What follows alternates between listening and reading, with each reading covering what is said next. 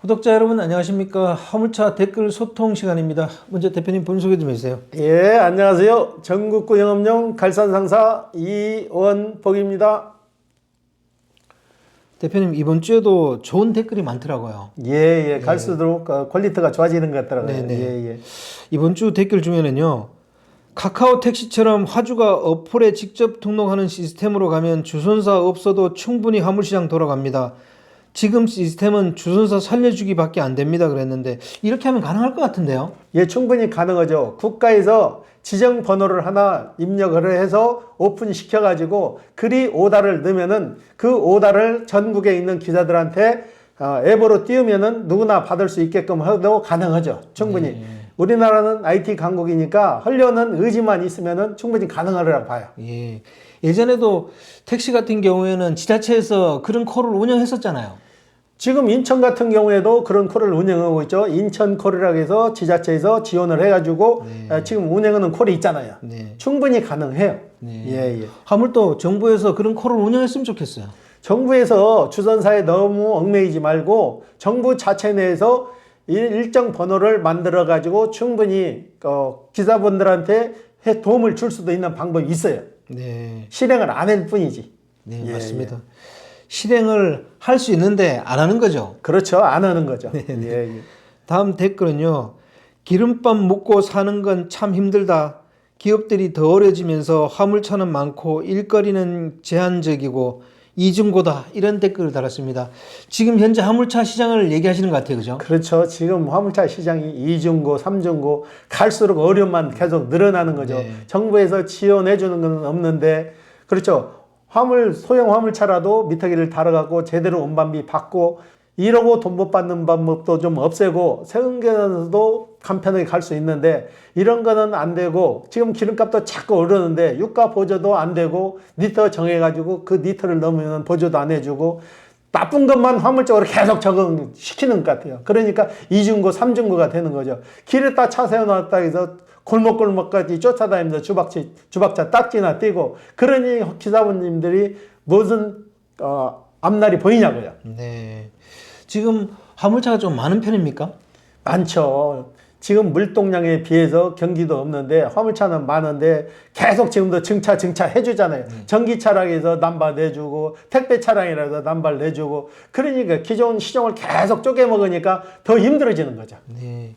제가 아는 분 중에는 개인 대행하다가 이번에 개인 소형으로 오신 분이 있더라고요. 개인 대행도 수입이 그렇게 안 된다네요. 유형은 큰데 나가는 비율이 크니까 소형만 또 못 온 적이 많죠. 네. 일정의 오다를 본인이 소유를 하고 있으면 괜찮은데 일정 오다가 없으면 소형차만 또 못 온 거죠. 네. 그리고 일거리도 지금 없는 편이죠. 없는 정도가 아니고 반토막 났다고 보시면 돼요. 네. 예. 언제 좀 일거리가 많아질까요? 지금 몇 년 전부터 일거리 많아졌다는 소리는 한 번도 해보질 못했어요. 지금 갈수록 건설 경기가 좋아져야 되는데 건설 경기도 바닥을 치고 있고 좋아진다는 건 반도체나 자동차밖에 없잖아요. 그렇기 때문에 원동력이 건설 경기가 살아나야 되는데 이게 안 되니까 더 침체되는 것 같아요. 예. 우리나라 경기는 제가 볼 때 크게 좋아질 것 같지 않습니다. 왜냐하면 뭐 고령화되고 인구도 지금 줄어들고 있고요. 그 다음에 구매력도 거의 없다는 거예요. 지금 정부에서 알짜배기 기업은 전부 다 해외로 빠져나가고 있잖아요. 그러니 내수 시장은 더 어려워지는 거죠. 네. 예. 게다가 뭐 대기업도 몇 개 지금 부도설에 휩싸여 있지 않습니까? 예. 그죠? 참 난감합니다. 다음 댓글은요. 우리는 2025년을 사는데 화물업계는 1970년대에 그대로 머물러 있네요.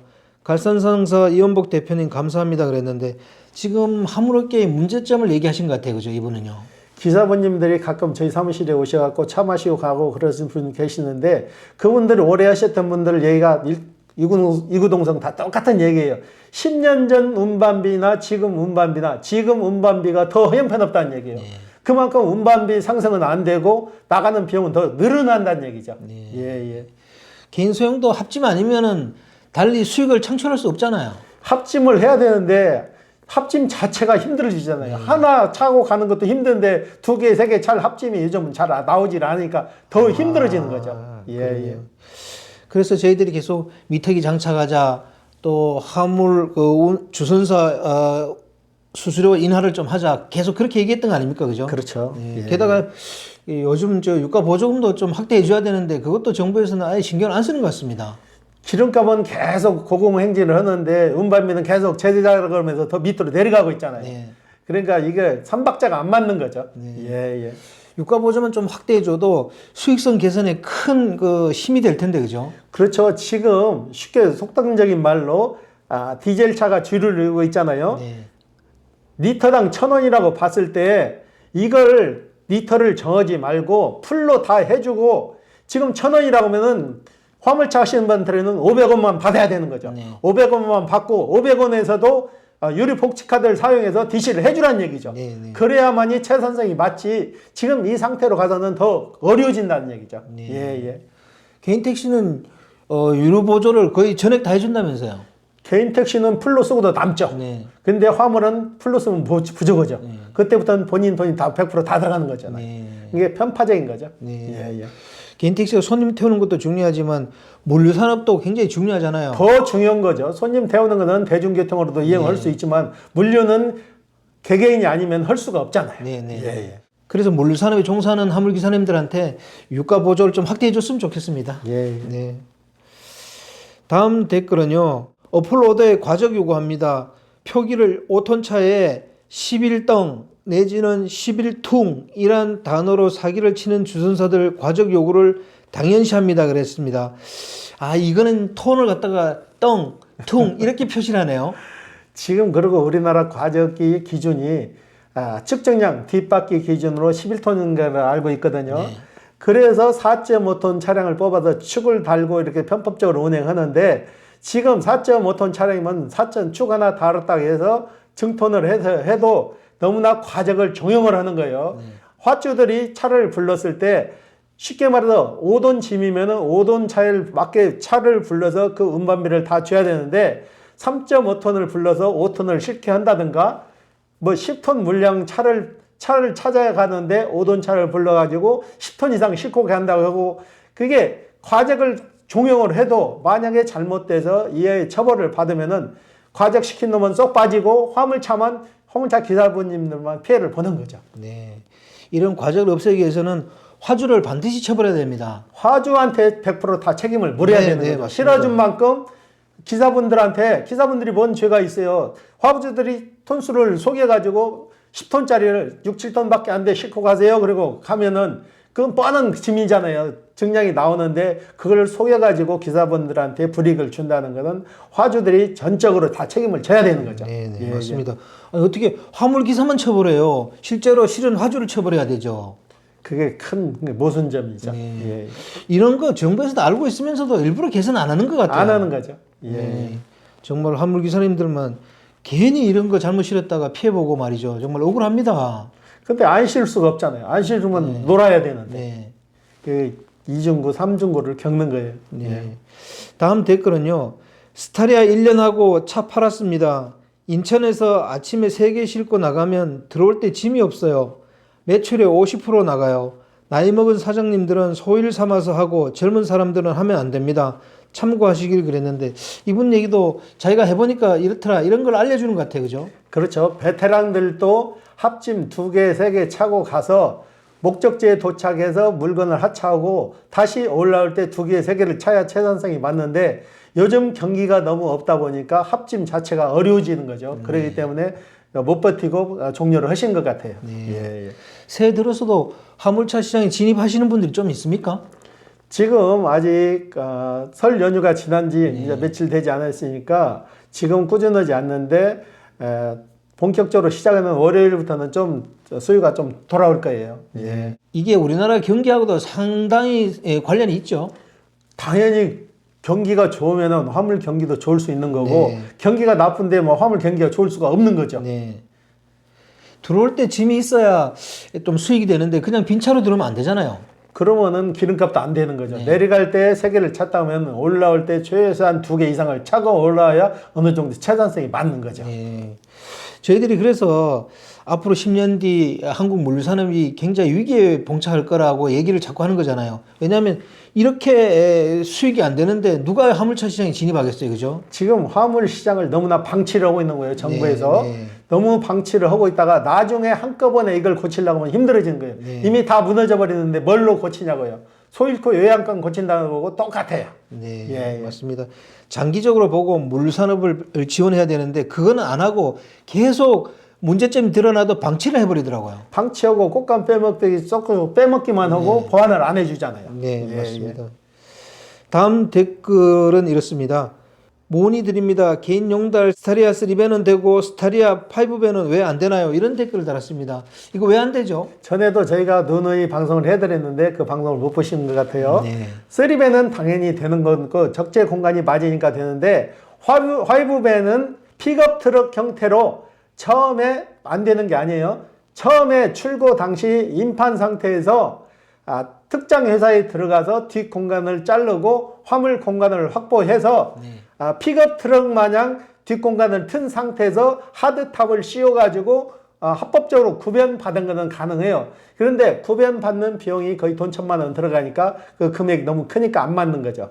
네. 안 되는 게 아니고 임판 상태에서 출고해서 뒷 공간을 잘라가지고 화물 넣을 수 있는 공간을 넓혀가지고 구변을 하면 가능하세요. 네. 예, 예. 이분은 예전에 우리가 올렸던 영상을 안 보셨나 보네요. 그죠? 예, 예. 네. 다음 댓글은요. 맞습니다. 화물차 기사들은 봉입니다. 또한 알선소의 종입니다. 그랬습니다. 요즘 현실을 이제 댓글로 달아주신 것 같아요. 그러니까 주선사에서 너무나 과하게 칼질을 하고 거기에서 수수료를 떼가니까 이런 분들이 자꾸 생기는 거예요. 같이 상생을 해야 되는데 주선사는 살찌고 우리 차주부님들은 바닥으로 자꾸 밑으로 내려가니까 이런 현상이 나타나는 네, 거예요. 맞습니다. 예, 예.